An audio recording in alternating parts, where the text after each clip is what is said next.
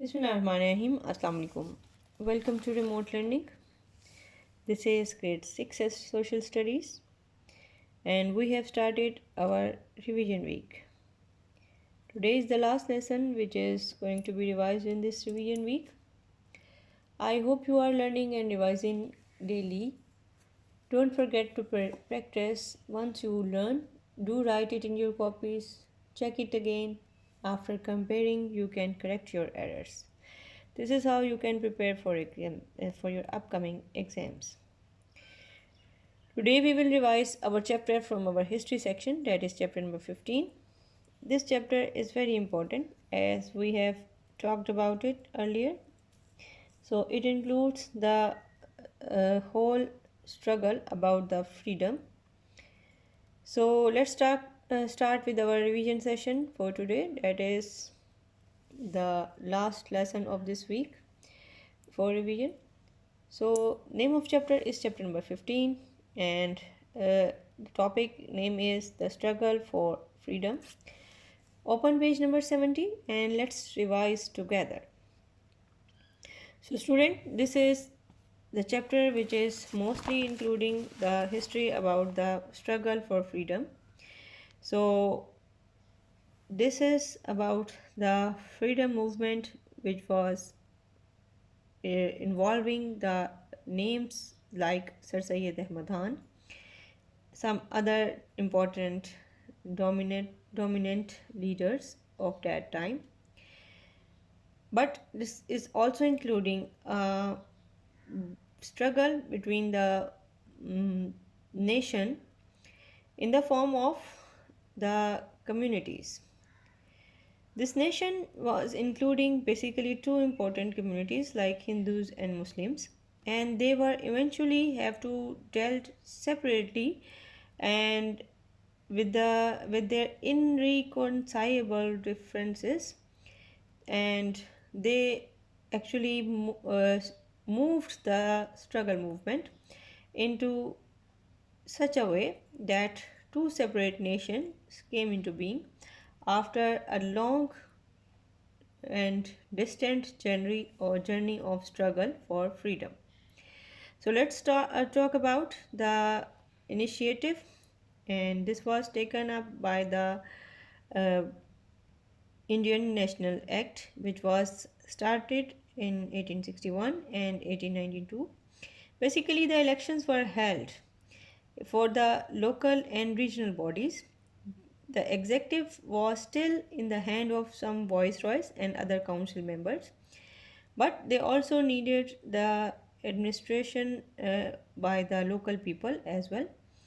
However, the problem was that the communication was very weak between the Muslims and other nations and the Britishers. So this was very important and it demanded that the Muslim should and other nations should also be involved so that they may participate in the constituencies so that they can elect the leaders of their own choice. But only the 6 Muslim constituencies out of others they were created, and it can be said this was the first faint glimmering of an independent Pakistan. Now if we talk about the other important incidences which were including the role of Sir Syed Ahmad Khan, this was very vital. Initially, the Muslims were very scared. They were not accepting the Britishers as their rulers, as they had their own glorious past. So the relationships between the Muslims and the Britishers they were very weak. Moreover, they were not wanting to enter themselves in the educational institutes which were made by the Britishers for even their welfare. So they were considering them as aliens. So this was here the role of Sir Syed Ahmad Khan started.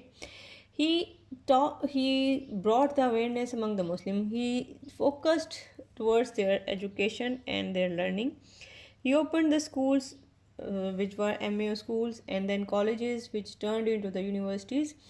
He explained to the Muslims and even he he tried to focus at this point that the science and technology were not alien towards the Muslims, and they were not such things which could harm their religious beliefs. So this was how he was aimed to teach the people of the subcontinent about their relationship between the Muslims and between them and the Britishers. They must be stronger. Or he also taught them how important was it to get educated with the modern way. So he is the most prominent Muslim leader if we talk about the history of struggle for the freedom. Now, if we talk about the progress in the subcontinent, which was halted again and again, but this was initiated when the Britishers they took initiative. They tried to build the important positions. They try to bring the betterment in the in the case of development within the region. They developed such things like they allowed more food to be grown in a different way, in a good way. They also wanted to rush the train in the various part of the country, which was very important, so that the food supply could be provided to them efficiently. So they were much more interested in the building of the infrastructures, which also helped them in a lot. So this was for the welfare of the people of the subcontinent, that the Britishers they not only drawn the road maps, railway lines, canals, and they also introduced a better agriculture system, so that this region may grow well and people may get progress at least. So this is how they started favoring the region, and progress was started within the subcontinent. So in the meanwhile, in 1885, the Indian National Congress was formed, which was including those people who were important part of society. So they tried to bring the awareness at the political level among the people of the subcontinent, so that they may be aware of their rights and they may start eventually what they want, to claim what they want. So this is how the political activity started in the region. And with the passage of time, the Indian Council Act of 1892, this actually became more important with the passage of time, as they started the more development and more important you can say incidences took place in the history of the subcontinent. So if we talk about the important personalities who played an important role, and this was the Lord Curzon. From 1905 to 6, he was politically and socially both wise. He was very active, and he was clear-sighted man. He tried to evaluate that how he could do good for the people of India. He built the universities and schools for the poor, so that they may be educated. Even though it was very important for to divide the Bengal into the two parts, so that it may be efficiently it should be governed. But anyhow, this was not in the favor of the people of the subcontinent, and this was even reversed later on. So an important event which took place was the Minto Morley reforms, and this was the reforms which tried to bring the subcontinent eventually towards the independence. And this was explained in this reform, that all the provinces must have their own regional government, so that they may elect the people of their own choice, and with the elective as well as with the appointment of their own people, they may get the nomination within the legislative councils. And similarly, the minorities, they should be having their separate representatives within the region, within the legislative council. And Indian could be appointed to the Viceroy's executive council. So this was very important step. So many Indian people, all of all beliefs, now believed that they were being given a share, only if only a small one, but they could be having a part in the running of their own country. So with this, I will conclude the topic, and let's revise the question and answers which are given in the end of the chapter. Our first question is, explain the importance of Government of India Act in 1858. So this was very important as it gave the important act to run the India, the part of the subcontinent which was controlled by the East India Company, and they were ruled by the British government later on, with the viceroy which was living in the India, and universities were opened in Calcutta, Bombay or Madras to educate the people of the subcontinent.